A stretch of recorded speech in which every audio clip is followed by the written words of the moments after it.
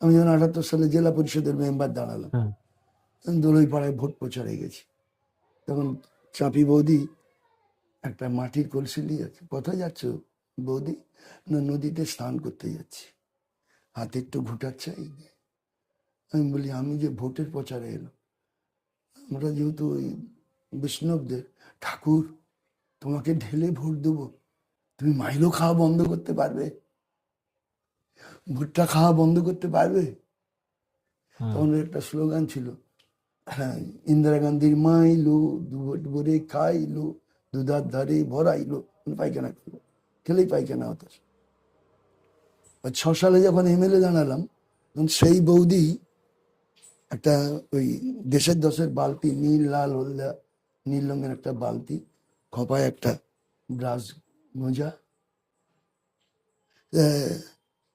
আমি বলি, বৌদি কোথায় যাচ্ছ?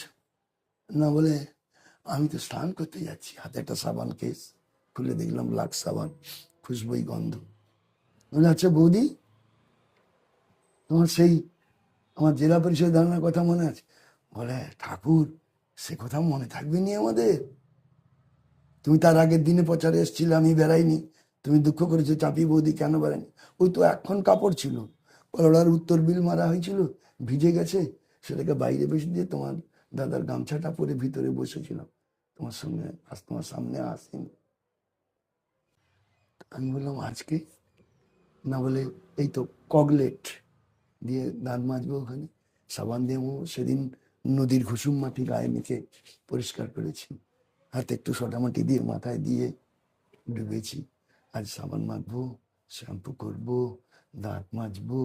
সেদিনের মাটির কলসি চলে গেছে দেশে দেশের বাল্ব। আর তার পিছনে তার ছেলেটি এসে ট্রানজিস্টার নিয়ে যেই খুলে দিয়েছে, বলা কারা অত দূরে যেত কি, ওই আকাশ না ডাকলে, কোনো বাসি সুর খুঁজে পেত কি, কারুর পায়ে নুপুর না বাজলে। আমি বলি, তাহলে তোমার জীবনবাসীর যে সুর পাল্টালো চাপিয়ে দিই, বা তোমার বামফ্রন্টের নুপুর বেজেছিল বলে